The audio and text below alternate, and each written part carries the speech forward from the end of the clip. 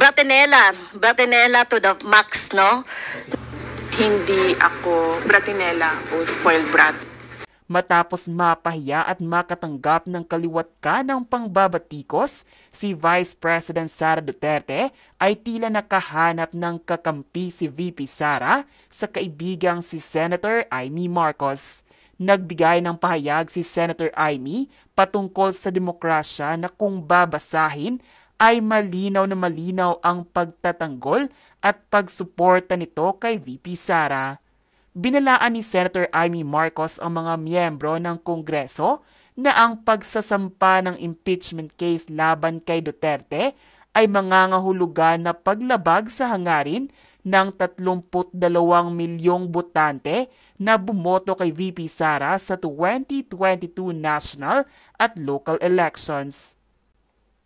Ayon pa sa inilabas na pahayag ni Senator Amy Marcos, sa mga nasa Kongreso nagigil na magsampa ng impeachment case laban kay VP Inday Sara, magsilbing paalala ito na ang gusto niyong paglaruan ay ang demokrasya.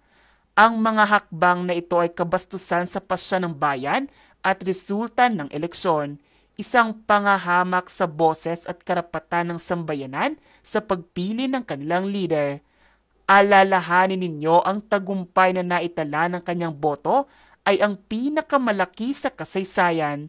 Naghahamon ba kayo sa 32 milyon o naghahanap kayo ng gulo upang hatiin ang bayan na may napakaraming problema sa kasalukuyan? Madam Chair, so ang ibig sabihin nito ay kahit na binigyan natin ang Office of the Vice President na second time around na magpaliwanag do sa budget at magkaroon tayo ng pagkakataon na siya ay matanong dahil ito naman po talaga yung mandato natin dito sa Kongreso, no?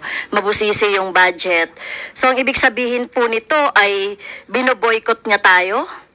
Pagboboykot ito, Madam Chair, dahil wala pang akong natatandaan na ahensya ng gobyerno o executive branch na binoykot ang Kongreso dito sa budget hearing and deliberation. So ang ibig sabihin, Madam Chair,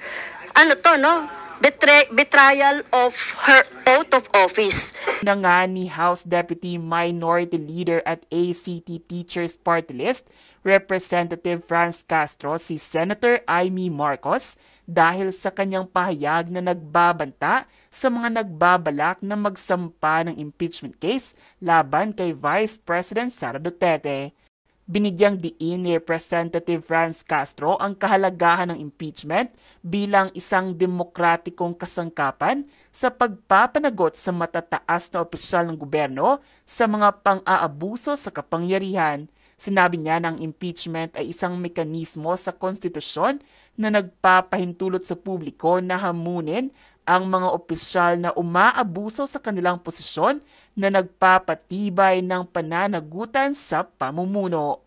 Matatandaang tahasang binatikos ni Castro si VP Sara dahil sa hindi mahusay na paggamit ng 125 million na confidential fund ng kanyang opisina na binanggit ang Notice of Disallowance ng Commission on Audit na natagpo ang halos 60% ng mga pondo ay hindi wastong nagasta. Sinabi ng minoryang mambabatas noong August 30 na ito ay isang impeachable offense. Ito na hindi niya man lang i-defend kasi ang laki-laki nung Madam Chair, yung budget for socio-economic program delivery, socio-economic projects and stakeholder. Ang ibig sabihin ba niyan, inaabandonan niya na yung pinaplano niya siguro na ng mga constituents niya na bibigyan niya nitong mga programs na ito. So, Madam Chair, so ang problema dito, no, talagang Bratinella to the max, no, na ayaw na ngang matanong, no, umiiwas sa mga tanong at ito pa, no, kapag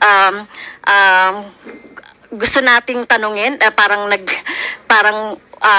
hindi uma-attend doon sa Kaya talagang Madam Chair, siguro later on kung ano yung later on na lang po, Madam Chair, yung aking magiging pasya, no, dito sa magiging budget at recommendation sa budget ng OBP. So, pasensya na po ang taong bayan, binoykot tayo ng Vice President. Salamat, Kong Franz.